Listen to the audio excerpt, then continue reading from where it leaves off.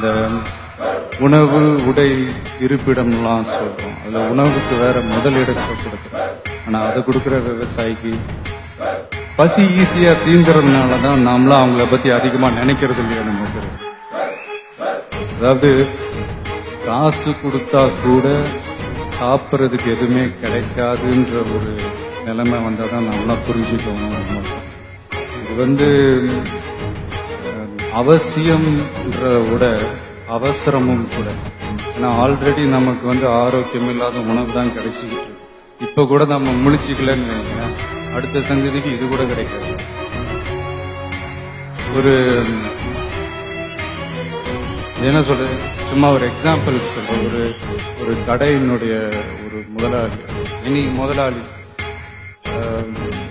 தான் உற்பத்தி பண்ற ஒரு பொருளை இன்னொரு கடையில போய் வாங்க மாட்டேன். ஃபார் எக்ஸாம்பிள் சொல்ல போனா, ஒரு நகை கடை ஓனர் இன்னொரு நகை கடையில போய் நகை எடுக்க மாட்டார்.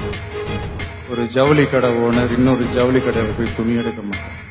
ஆனா ஒரு விவசாயி மட்டும்தான் ரேஷன் கடை கியூல நிற்கிறான். அதுவும் எதுக்குன்னா இலவச அரிசி. இது இந்த இந்தியா இந்த வல்லரசு ஆகணும், அதாகணும், இதாகணுன்றதுலாம் கூட அப்புறம் விவசாயிங்க நல்லா வாழ்ற அரசா மாறும்.